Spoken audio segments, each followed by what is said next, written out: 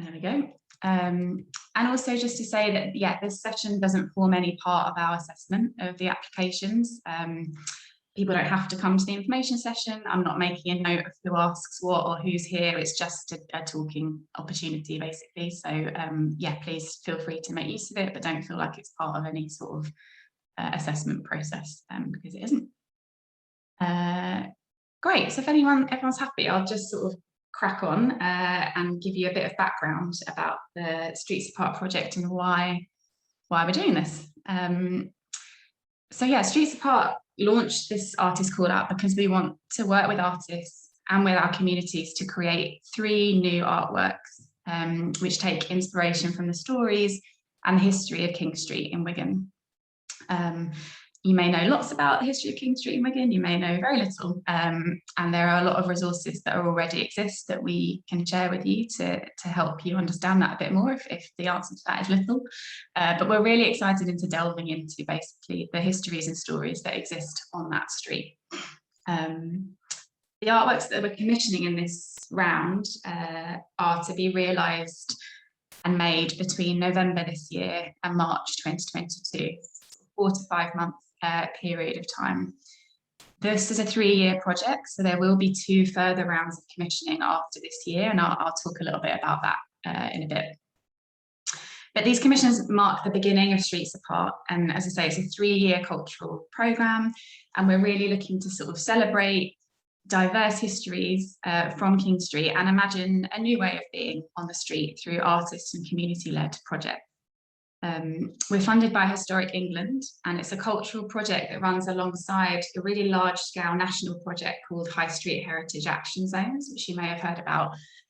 It's a government-funded project delivered by Historic England, and this sort of wider project really aims to unlock the potential of high streets across England. So looking at economic, social, cultural recovery, breathing new life basically into historic high streets. King Street in Wigan is one of these. There are 69 high streets nationally that are part of this Heritage Action Zone.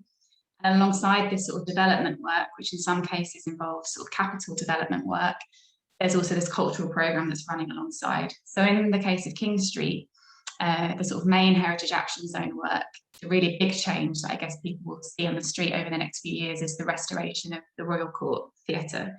So that sort of project and that work and development is part of this broader Historic England project, and then we're running a cultural programme that sort of runs alongside it, so to speak.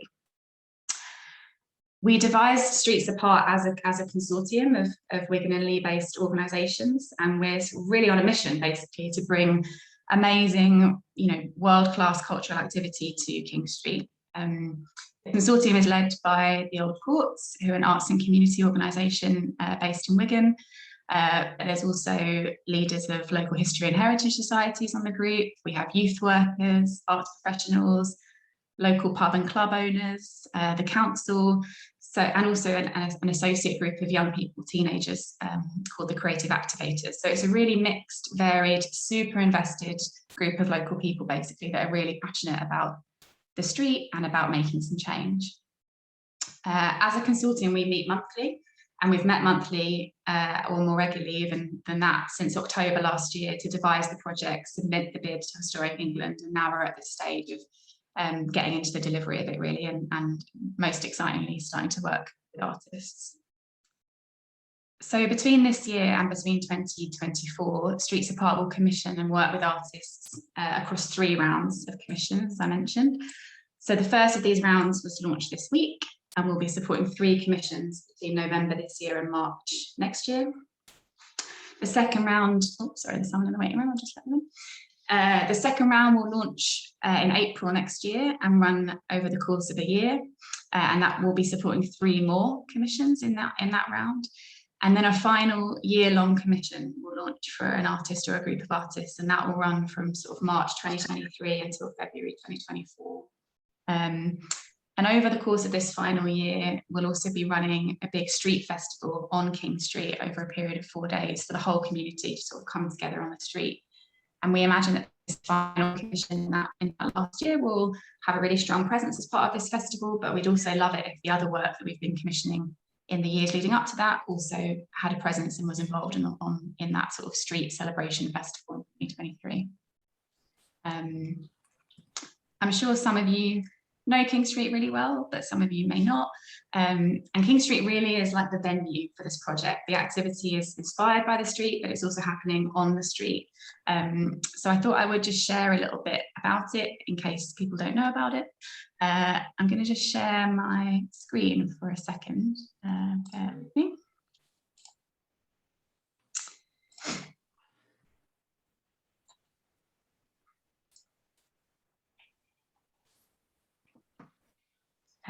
Hopefully people can see that. Cool. So yeah, King Street today would probably be defined most as a street with a reputation for sort of late night activities. Basically, there's lots of pubs and clubs and partying that goes on the street, multiple nightclubs, kebab shops. It's the nighttime economy predominantly, and that's probably what it's best known for. As many of you I'm sure will know, there's a really strong Boxing Day tradition of fancy dress in Wigan, and King Street is often like the centre of that activity. The previous winners of the fancy dress competition here and their magical mystery machine.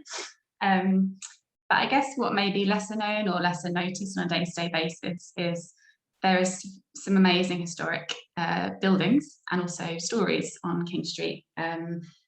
It was once the hub of entertainment in Wigan, crucially. All along the 1,000 feet of the road, crowds would be spilling out of the Royal Court Theatre, which opened in 1886, the Hippodrome in 1904, the County Playhouse in 1916. So these sort of facts and different stories and different experiences of the street are rubbing up alongside each other, whether people realise that or not. For us, we're really interested in celebrating the now and the then. We're not trying to ignore or like eradicate the cultural life of the street that already exists now, which is a lot around, you know, club culture, nighttime culture, nightlife culture. But we're really interested in artworks that maybe explore this alongside some of the lesser known stories that the street houses. Neil on the call could probably talk to everyone for ages about all the amazing historical information that the Local History and Heritage Society have uncovered and are continuing to uncover about the street. That stories of Charlie Chaplin performing as a young man at Hippodrome on the street, stories of World War II refugees being welcomed and fed in makeshift kitchens that were set up in the Royal Court. There's a really rich history, and we're interested in the artworks that we commissioned through this project to explore some of that. Great. Sorry, David. So yeah, that's sort of a little bit of background about Streets Apart, how it came about and what we're interested in. I'm going to go into a little bit of detail now about the structure of the commissions, basically, in the application process. And then once I've run through that, we'll get more into the Q&A. If you need me to clarify anything as I'm speaking, or again, if you want to jump in with any questions, please just do that, because I'm aware it's a lot of me talking otherwise. So the call out that we launched this week is designed to help us find 3 artists or 3 collectives of artists that want to work with us and with whom we want to work in partnership between November this year and March 2022. We want to work closely with artists who will lead their commission in a collaborative way, and we also want to include a locally based creative partner into that project, and really importantly, local people. I'm just going to pause because Julie's asked a question about will be able to access historical research before submitting our application. Yes, from Neil. Yes, absolutely. I'm going to show you a link to where a lot of that is housed. You can find it on our website. I'll come to that later, but then it would be good to speak to that a bit more. I'll make a note, we'll come back to that. So really importantly, we really want the people of Wigan and Leeds to be involved in the development and sharing of the artworks that are made. So we're really interested in co-created practice. And by co-creative practice, we mean ways of working that perhaps sort of challenge older hierarchies and actually enable communities to take a leading role alongside artists and arts organisations and the creative consortium to shape the work that's happening. We want to do this because we really want to encourage people to take ownership of the artworks that are made and being created on King Street and feel a real sense of pride and inclusion and involvement in the work that's happening on the street over the next 3 years. We also just want to provide, after the last couple of years that everyone's had, moments of togetherness through the making of artwork, as well as the experiencing and audience viewing of artwork. Whilst that's like at the root of what we want to do, you know, you as artists will have the best ideas for how you want to do that, and we just see it as our job to try and make that happen. Art form wise, we're really interested in any art form really. You might be working sort of contemporary live performance, you might be visual art based, digital art, podcasts. We're really open to any ideas. We do want the work to have some presence on King Street. So if it is digital based, we'd be really interested to think about how it could still appear on the street in some way. And obviously, importantly, it needs to have a strong connection to the history of the street, the people of the street, and have a way of working that includes communities and is collaborative in its nature. Artists applying for this commission don't need to be from Wigan or the borough or be based in Wigan or the borough. We're really interested in national perspectives. Also, we obviously also massively welcome locally based artists to apply.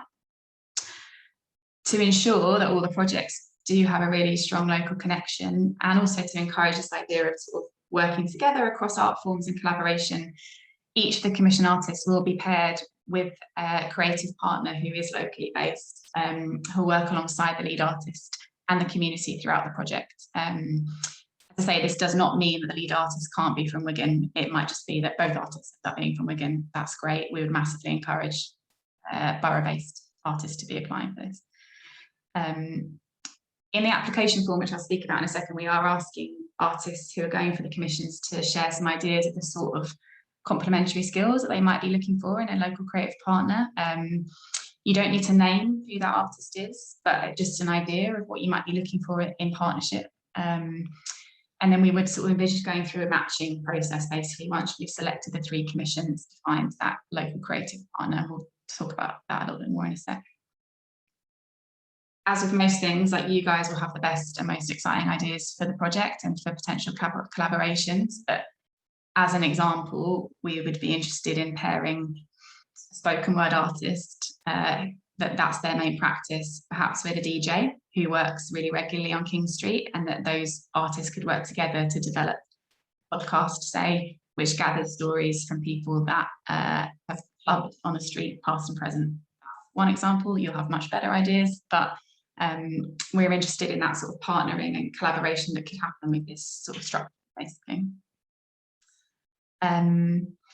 Scale-wise and audience-wise, we're interested in works on a variety of scale that provide multiple ways for audiences to interact with the artwork. So we're viewing King Street as like the stage or the gallery, if you like, and we really want the artworks to animate the street and provide different reasons for people to spend time there. So if your idea was digital, say a film, we'd be really interested in ways for people on the street to experience that film. Perhaps a viewing booth, or maybe there'd be a screening in one of the bars on King Street.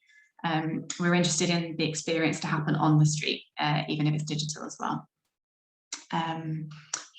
For a question from Ian, if you did have a local creative partner in mind, would that be acceptable to include in the bid, or you wanted to use this as a way of matching people and others that they may not know?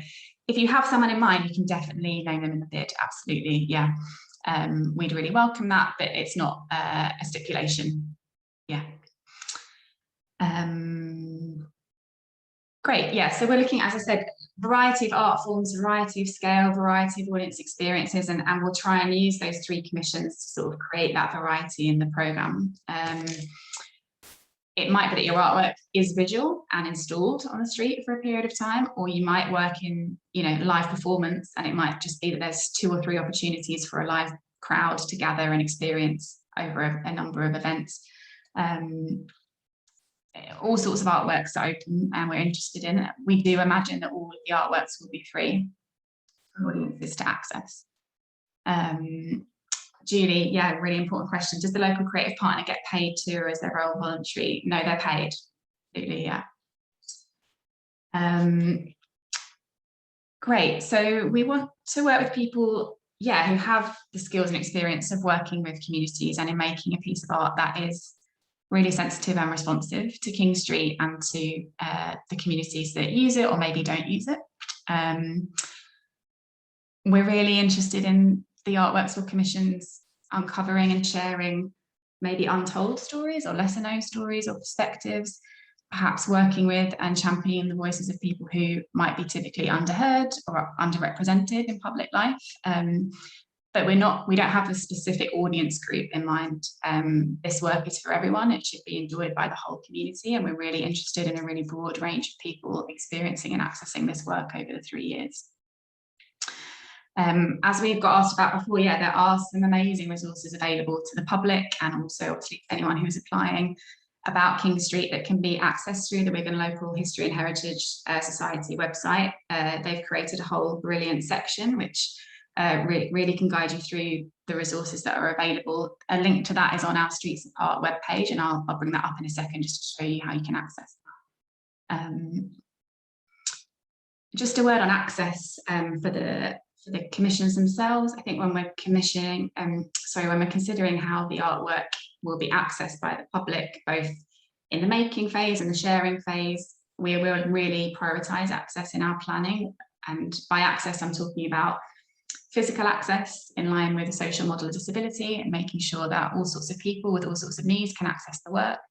And also social access, how communities might feel about experiencing work on King Street, how we can support them to feel comfortable.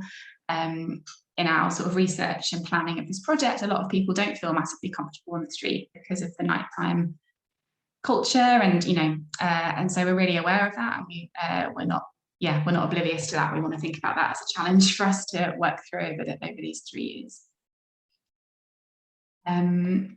Just a quick note on the timeline that the sort of working schedule for the commissions will be devised with the artist, but we're working within an overall time frame. So from November this year to March 2022 is when we want the bulk of the work to happen for this year 1 commission. You might want to use the commission to work really slowly and regularly over these 4 to 5 months, or you might want to condense your work into a 2-week period. Again, we're open to anything here really. We'd probably most likely be supporting commissions with different working schedules just to help us to make sure we're supporting the projects as best we can. But that is for you guys to sort of tell us basically the way that you want to work and your best way of working, and we will try and support that.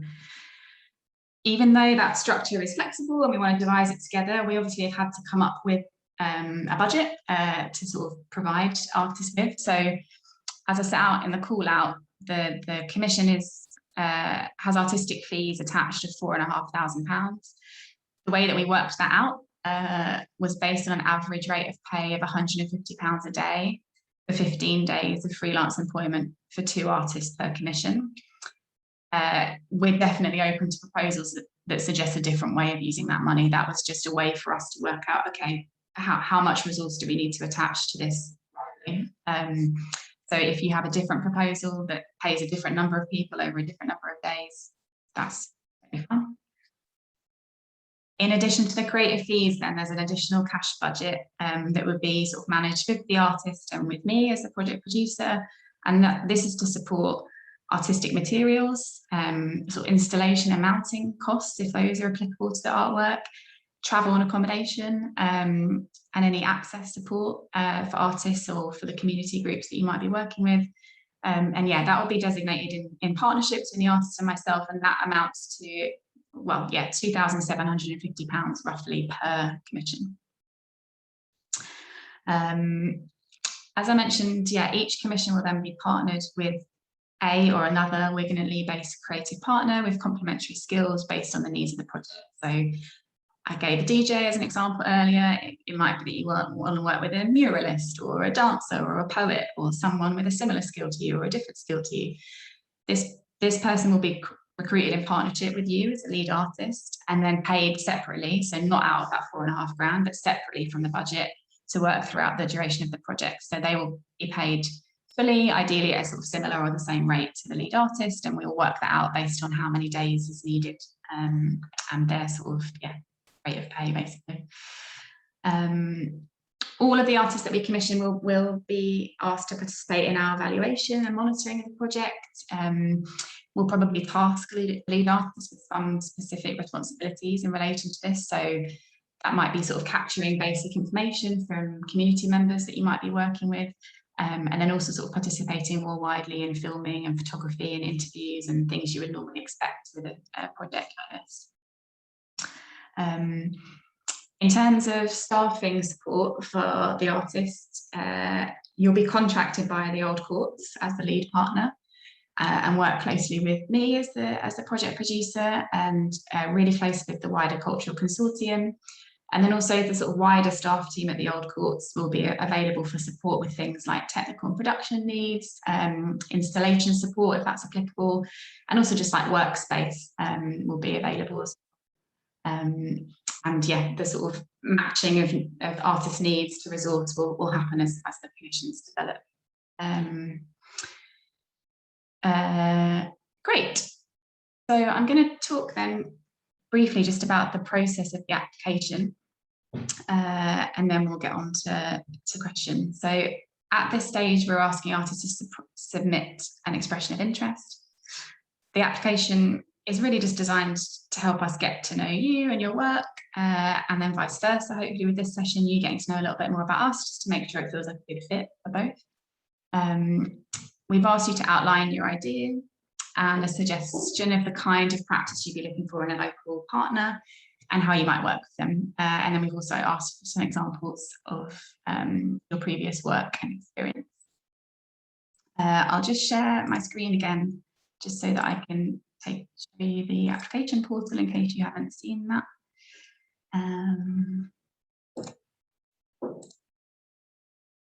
So this is the Streets Apart page that you've probably seen, which is on the Old Courts website.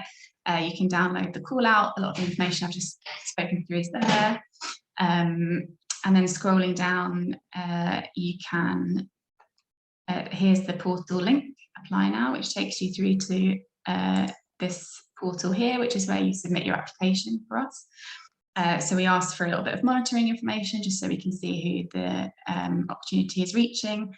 And then you have the options either type answers to the questions that we're asking, or you can submit an audio or a video file of up to 3 minutes in length that just speaks to these questions if you prefer to type. And then there's opportunity to just attach some links or some files here. Also on the Streets Apart page, if you scroll down a little bit more, you can read some more information and some lovely quotes from the Cultural Consortium members and visit some of their websites, which I'd really encourage you to do. They're all amazing. And then if you keep scrolling down here, this link about learning more about Wigan's history takes you to the Wigan Local History and Heritage Society website. And there's this brilliant section here, which there's lots of assets and resources here that are all focused around the area of the action zone. So King Street, lots about the buildings, for example, going into more detail about the Royal Court Theatre. And I guess important to say, if there's a bit of history that you think you know about, or that you want to check with us, or wants to have more of a conversation basically before you apply, you can totally do that. You can contact me and I can put you in touch with a member of the consortium that might be best placed to have a chat with you, or you can just flag in your application, I'd be really interested to learn more about this as part of my project. We're not expecting artists to apply as experts on King Street. We're just interested in artists to apply with a question, with a line of inquiry basically that would lead to the development of an artwork. So whilst there are all these resources here, we don't expect you to be expert by the time you apply. We just expect you to be interested in learning more. Great, that's the application portal. So yeah, the deadline for those applications is the 14th of October. The EOIs will then be reviewed. There'll be a sort of initial sift done by the Old Courts programming and development team. And then after that initial sift, the Cultural Consortium will be assessing the application. So that's those partners I mentioned earlier. Martin's asked to sort of mention to me, there may be some conflicts of interest because I know some members of the consortium might be connected to you as artists. We'll try and manage that really carefully, basically, and ensure that any conflicts of interest are sort of stated, and that members of the consortium that you don't know or don't have a connection to are assessing your application, and we'll try and manage that in the best way we can to ensure fairness. After we've done that sort of initial sifting, we'll then get in touch with artists in the week of the 1st of November. And that will be telling artists who've sort of reached the sort of second stage of the application. The second stage, it will be quite informal, but basically it'll probably just be a chat on Zoom. We'll probably just want to talk to you in a little bit more detail about how you're going to use the commission, have a little bit of a chat about budget and schedule, just so that we can really understand how the project's going to work for you. And then we'll decide on the 3 commissions and then go about an individual process with each of the commissions, working out how we recruit and find the local creative partner to match you with. We haven't set a separate process up for that because I think it will probably be dependent on each commission and what you're looking for. And so we sort of want to do that process with you. And then our intention is that we sort of have the commissioned project teams ready to go by the end of November, basically. But it might be that, you know, the project is confirmed with you guys by early November, and then as part of your process of the commission, you find a global creative partner that way. Like, it doesn't all have to line up exactly at the same time, but that's what we're looking for. I think that's it. That was a lot of me talking. Apologies. Hopefully that was clear. Now is an opportunity basically for you to ask any questions you might have about the project or the commission or the application process. I assure you any question you ask will probably be really useful for other people in the room and definitely will be useful for me and us. So please don't feel shy. If you want to ask anything, it would be great to hear from you. Thanks. Hey, Ian, yeah, go for it.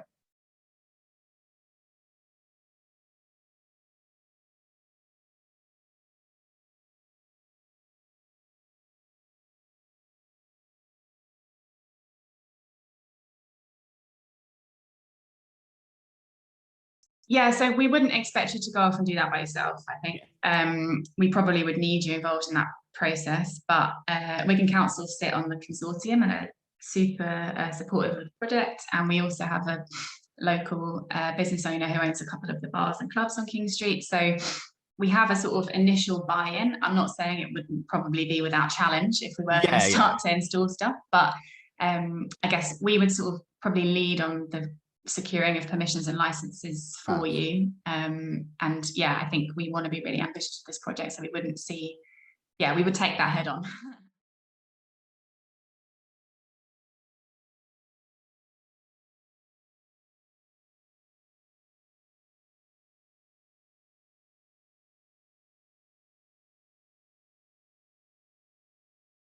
Yeah, totally. So yeah, we would see it very much that we'd be working in partnership.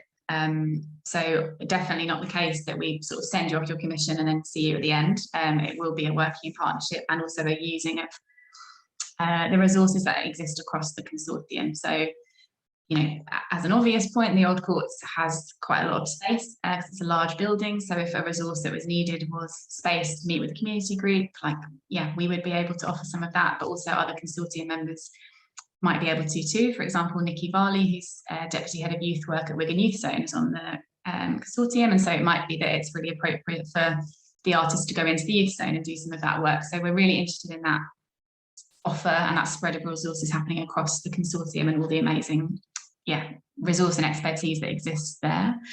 In terms of the costs associated with that, yeah, totally. In that 2.7k amount that I mentioned for, which is sort of a bit of a catch-all, to be honest, part of the budget, I would expect some of the costs of working with the community to come from there, whether that be things like travel bursary to help people to come to a session, or whether it's materials for the community to use and part of that session, like we would be using that money there as opposed to taking that out of the 4.5k fee. And 4.5k should really just be paying the artists to do the work, and that we should use that other budget for sort of the materials and so forth. I guess if there was a concern that from your way of working that wasn't enough, you know, it is possible for us to think about match fundraising with the project. I think I have to be sort of open and honest about the sort of limitations around our capacity able to do that.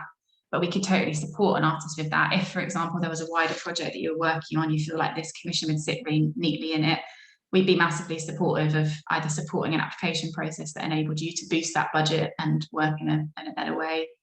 So I guess it would just be a conversation on that front. But that sort of practice and way of working, yeah, totally takes time, money, and resource. So we would want to support it as much as we could from the project.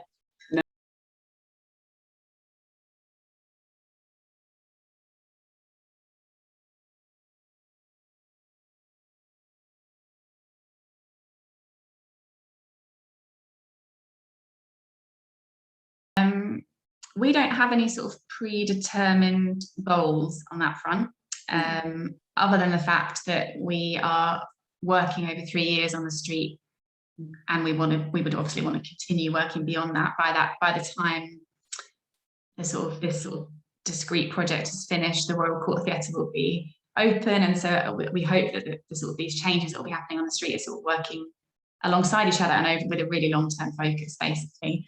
But that said, you know, the budget is not huge. So in terms of creating, you know, outdoor installations that last forever, I would be surprised if we're able to achieve that within this commissioning. So the temporariness of individual artworks that appear is totally fine, because we're sort of committed to working in a long-term way beyond these sort of individual commissions, if that makes sense. And that isn't to disregard the importance of the commissions, but more like I'm not expecting for this amount of commission to create an artwork that lasts forever. I think it's much more likely that it will be a temporary moment, and that then there'll be more commissions, and then there'll be a festival, and then the theatre will be open. So we're looking at sort of these moments of animation as something different as opposed to permanence, I think. But of course, you know, if you create something that can last, then we'd be really interested in working with council and partners on the street to find ways for that sort of legacy of that to continue existing. Totally up for that as well. It doesn't have to be, you know, 3 months and then we take it down. If your idea would really lend itself, for example, to be on the street for 3 years, then great, let's try and make that happen.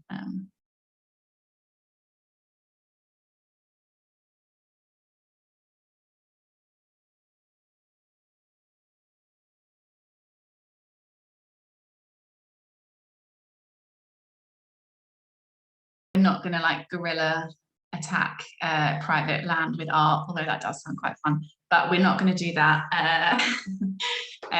We'll definitely use the relationships that already exist within the consortium. So yeah, Mike Paget, who owns a couple of bars on the street, is really great advocate of the project, and we've sort of gone and presented the work to Pub Watch, which is a local group, a wider group of business owners on the street. So it's really important for us to be sort of sensitively developing relationships with businesses on the street and with private owners on the street. We want to bring that in as part of the project, as opposed to sort of do to the street and do to those businesses. And yeah, like with all sort of partnership and collaboration, I can imagine that won't be without challenge. But I guess we already have some friends, so that's a good place to start. And we do have ownership of the Royal Court Theatre as well, in terms of that's part of the Old Courts in our organisation. So we've got some good starting points, but absolutely, like we're going on a journey with the street and with making friends with and making partnerships with other private businesses. Yeah, I'm really excited about that challenge, even though I can imagine there will be some, let's say, yeah. And obviously by the time we get to 2023, when we want to be running an arts festival on the street, King Street does have a history of running festivals. The pub owners and club owners used to run a festival on the street where everyone worked together, and there was outdoor seating and drinking, and the street was closed. And so there's form for this, there's history of this, and we want to sort of draw on that and make it happen again, basically, with everyone on board.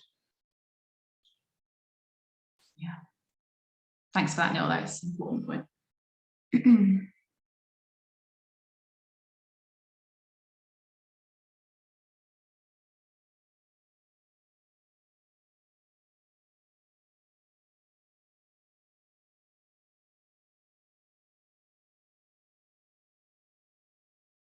Oh, that's brilliant. Yeah. And obviously those resources that are on the website that you can access now, like this is also like a research project for the local history and heritage societies over the course of this time as well, like this sort of focus on King Street and the Heritage Action Zone. And so those resources will be growing and developing, and we're really excited about how the interests of artists and their practice will also inform the development of this local resource for people to learn more about history and heritage of the street. So I feel like, yeah, there's loads of opportunities that are yet to be uncovered, and it's great that there's so much willingness basically from Neil and the wider teams to support that. Great. Well, I'm taking that's a good sign that people feel like this has been useful and that your questions have been answered. If anything does come to you after the session, do feel free to drop me a line. Unhelpfully, I am going on a period of leave for about 2 weeks at the end of this week. But we're going to send this resource around, and I'm also going to be creating a sort of frequently asked questions document. So anything that people are asking me, I'm trying to sort of collate. But I will be back again before the applications close, and I'm actually going to run another one of these sessions on the 11th of October. So of course, feel free to come back again if you do want to come back to something. And Martin has very kindly put his email in the chat there. That's amazing. Thanks, Martin. If anyone needs support, yeah, Martin runs Green Room Productions, and his background's arts and heritage and theatre. So if anyone, I'm speaking for you now, Martin, feel free to chip in. But yeah, if anyone wants to test an idea or ask Martin a question, that's a really kind offer. And yeah, Martin's on the cultural consulting. Great.